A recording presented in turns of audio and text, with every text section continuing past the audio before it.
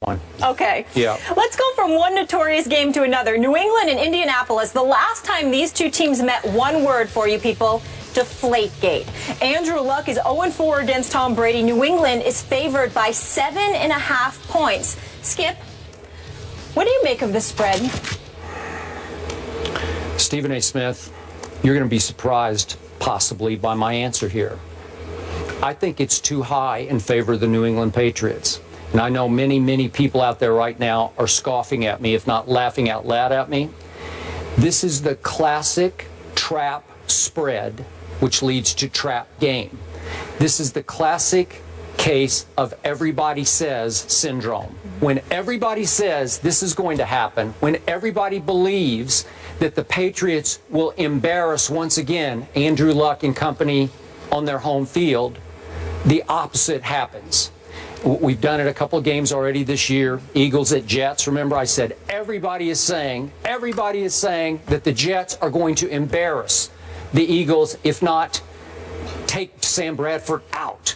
And you know what happened. So in this case, I'm not predicting an upset here. I'm still saying that New England will win the game.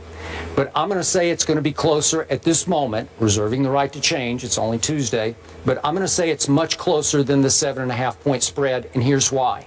1 year ago in Indianapolis, it was a little bit later in the season, on a Sunday night also, the Colts that you have picked to go to this year's Super Bowl, they were favored by 3 against Brady and company. So now they're underdogs by 7.5, so it's a 10.5-point swing all the way over to Brady and company. Why? Well, obviously Andrew Luck is fighting a banged-up shoulder, and we're not sure what the deal is, but he supposedly practiced, full participant in practice, so I'm going to guess or bet Andrew Luck is going to play, and I think he'll be capable of playing on Sunday night at home.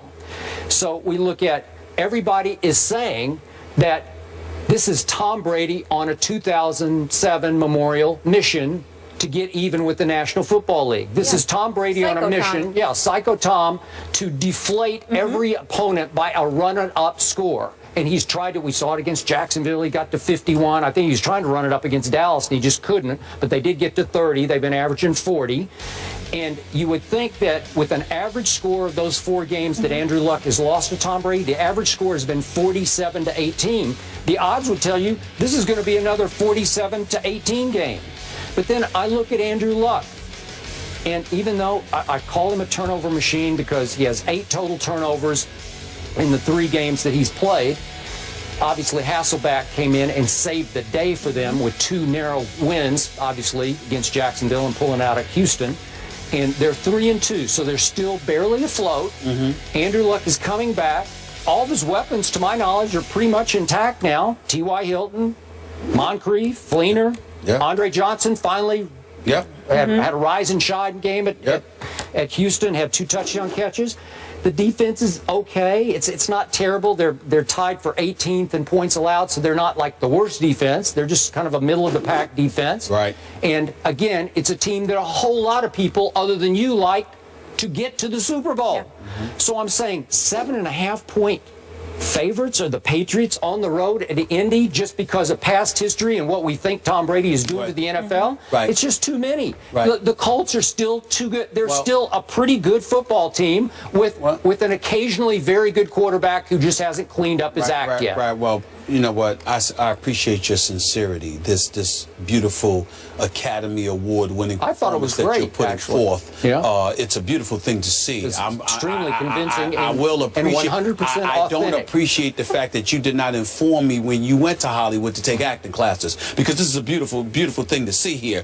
You're trying to act like you are actually concerned, that you actually really believe the game is going to be close, when you and your heart of hearts have been waiting for this game for months, because you primarily blamed the Indianapolis Colts along with Roger Goodell for all the things that transpired. But suddenly, as the game approaches, this is the classic game, Stephen. No, it is a beautiful. I know this man. It is a beautiful, beautiful acting performance because, well, whatever. This is what the guy is doing. Skip is sitting back and he's saying, "We're gonna get him. We're gonna get him." You know, how dare they do this to us? They tried to sit there and take the season away from Tom Brady. Go Go get them. Make them pay. That's what Skip Bayless is doing. But on national TV in front of everybody, he has to give the impression, I'm very, very concerned. I think this game is going to be far closer than anybody thinks. Don't you all be fooled. So then when New England blows them out Monday, hey, I said it was going to be close, but in my heart of hearts, I knew that Tom Brady was going to make them pay. That's all Skip's doing here. Don't even fall for it. Here's the deal. 7.5-point favorite, Skip Bayless. It was reverse psychology. 7.5-point favorite, Skip. I got news for you. That's not a blowout. You trying to tell me it's not conceivable that the New England Patriots can win 28-20? They'd still cover. So I don't think it's too large of a number at all. That's not a blowout to me. So when you've got a 7.5, if you're 7.5-point favorites, I don't consider that to be that big of a deal, because I think that's something that New England can and will easily cover. Now, do I think that it will be a blowout? Here's the only reason why I will subscribe to your phony position, which is authentic on my part.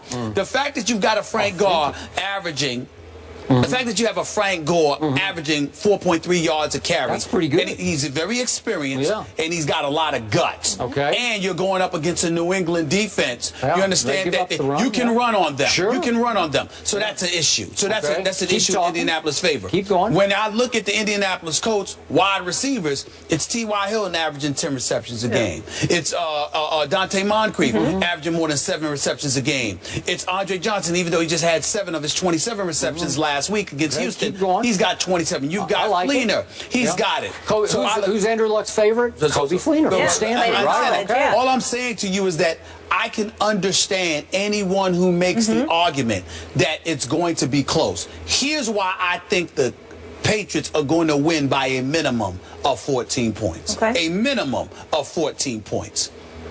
I'm looking at it from this perspective. It's not about the existence of Deflategate, the fact that it happened. It's not even about the fact that the Colts were the quote-unquote rats, to use your word. Or we can call them whistleblowers. Whistleblowers, whatever. Yep. What really, I like rats. What really resonates with me is the reality that that's all anybody's going to be talking about this week leading up to the game.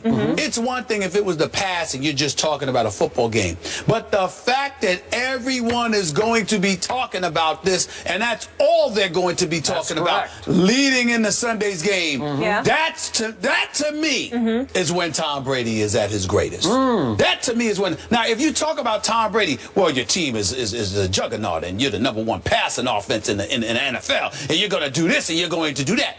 That's entirely different. You can get to Tom Brady then.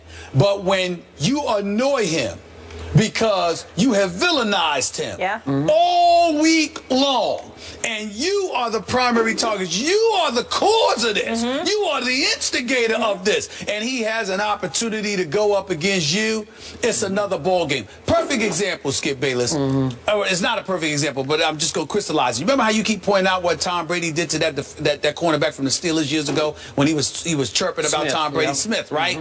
He didn't do that about Hardy. Do you know why he didn't do that about Hardy? Because even if you rip the defense to shreds, the fact that Hardy can hit you and he doesn't have to really contend with you is why it makes no sense to go at Hardy. Because I'm the quarterback, I'm defenseless, I'm back there looking to throw the ball, and this guy has just open season at me because my offensive line can't block him. Well, that's not somebody. But if Hardy had been a cornerback, it would have been a different story. I'm with you. It would have been a different story. So I'm looking at the Colts, and I'm saying, okay, I look at these guys, I look at the Patriots, I think they rank like 20th against the run defensively. I think Gore and those boys are going to be able to run. I think the combination of T.Y. Hilton with Andre Johnson and those boys, the experience is going to help you.